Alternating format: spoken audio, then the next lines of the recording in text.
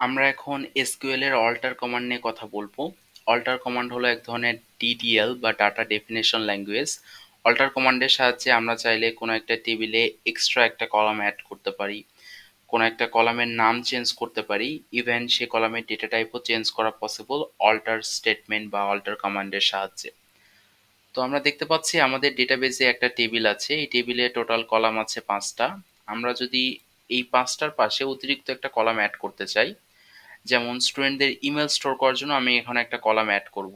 তার জন্য আমাদেরকে যেভাবে স্টেটমেন্টটা লিখতে হবে, সবার প্রথমে লিখতে হবে অল্টার, তারপরে স্পেস দিয়ে আমরা লিখব টেবিল, তারপরে টেবিলের নাম বলে দিতে হবে।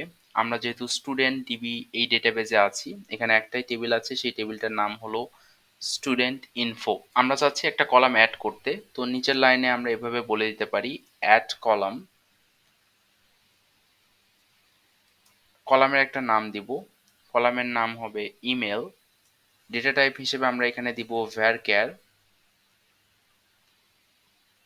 20। এতটুকু যদি আমরা এক্সিকিউট করি, এক্সিকিউট করলে দেখব এটা সাকসেসফুলি এক্সিকিউট হয়েছে। বাম পাশে যদি আমরা রিফ্রেশ দিই, আমরা দেখতে পারবো নতুন করে একটা কলাম অ্যাড হয়েছে ইমেল, যেটার ডেটা টাইপ হলো varchar। আমরা যদি বর্তমানে টেবিলের স্ট্রাকচারটা লক্ষ্য করি, দেখব এক্সট্রা যে কলামটা আছে সেই কলামে কিন্তু কোনো ভ্যালু নাই, সব সেলগুলোতেই কিন্তু এখানে নাল ভ্যালু আছে, কারণ আমরা ইমেলের জন্য কোনো ভ্যালু ইনসার্ট করি নাই আপাতত। এখন আমরা চাচ্ছি আমরা যে কলামটাকে অ্যাড করলাম সেটাকে আমরা ড্রপ করে দিব। ড্রপ করার জন্য আমাদেরকে সিমিলার ভাবে এখানে এসকিউএল লিখতে হবে অল্টার টেবিল, টেবিলের নামটা হলো স্টুডেন্ট ইনফো। আমরা চাচ্ছি কলামকে ড্রপ করাইতে, তো এখানে আমরা লিখব ড্রপ কলাম এবং কলামের নাম হলো ইমেল। এই ক্ষেত্রে কোনো ডেটা টাইপ স্পেসিফাই করার দরকার নাই, যখন নতুন করে কলাম অ্যাড করব সেই ক্ষেত্রে আমরা ডাটা টাইপ স্পেসিফাই করে দিই। বা যেহেতু কলাম ড্রপ করতে চাচ্ছি সেহেতু কোনো ডাটা টাইপ স্পেসিফাইয়ের প্রয়োজন আসে না। আমরা এই এসকিউএলটাকে এক্সিকিউট করব, তার জন্য এতটুকু আমরা সিলেক্ট করে নিই। সিলেক্ট করার পরে আমরা এখানে পাওয়ার আইকনে ক্লিক করব। যদি আমরা সিলেক্ট করে নিই দেন ততটুকু পোর্শনই কিন্তু শুধু এক্সিকিউট হবে, আদারওয়াইজ যদি সিলেকশন না থাকে তাহলে পুরো কোডটাই কিন্তু এক্সিকিউট হবে। তো এতটুকু এক্সিকিউট হওয়ার পরে আমরা যদি বাম পাশে রিফ্রেশ দিই, আমরা দেখতে পারবো এখানে আমাদের কলামটা কিন্তু ড্রপ হয়ে গেছে। ইমেল নামে যে কলামটা ছিল সেই কলামটা কিন্তু আর নাই।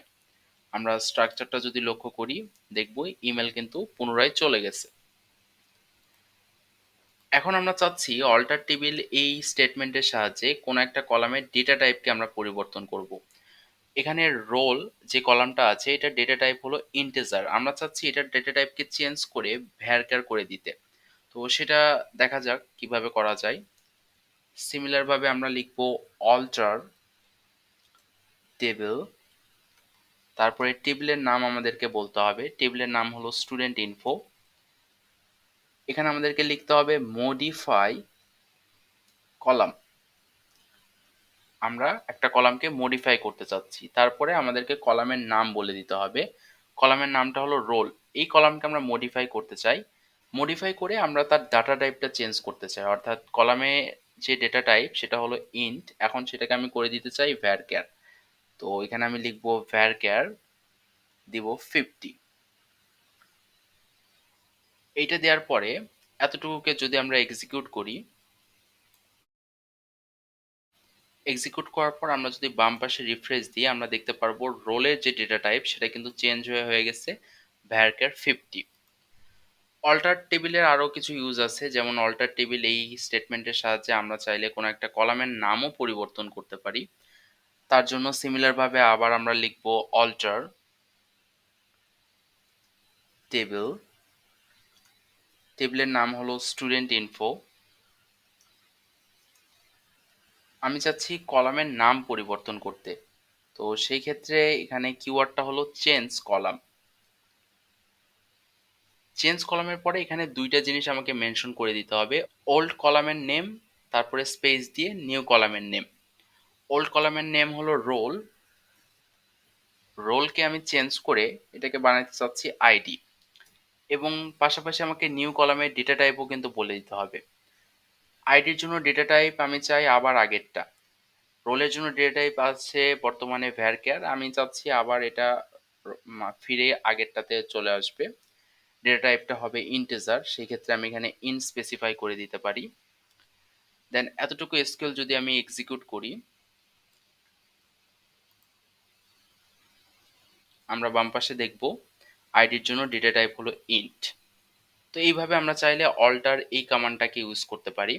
অল্টার কমান্ড যখন আমরা ইউজ করব তখন এখানে আসলে অ্যাডের পরে এই কলাম কিওয়ার্ডটা মেনশন করা খুব একটা অত্যাবশ্যক না। যেমন আমি এখানে ইমেল অ্যাড করেছি, মানে ইমেলের একটা কলাম অ্যাড করেছি, সেই ক্ষেত্রে আমি কিন্তু এখানে অ্যাডের পরে ডিরেক্ট ইমেল এভাবেও লিখতে পারি। সিমিলারভাবে ড্রপের পরে কলাম না লিখেও কিন্তু কাজটা করা যায়। আমরা যদি এতটুকু এসকিউএল কে এক্সিকিউট করি এবং বাম পাশে যদি রিফ্রেশ দিই, সেম কাজ হবে। অর্থাৎ অ্যাডের পরে কলাম লেখা বা ড্রপের পরে কলাম লেখা এটা না লিখলেও চলবে, বাট বেস্ট প্র্যাকটিস হলো যে অ্যাডের পরে আমরা একটা কলাম কিওয়ার্ড লিখবো, যাতে করে আমরা নিজেরাই বুঝতে পারি যে আমরা আসলে কি অ্যাড করতে যাচ্ছি।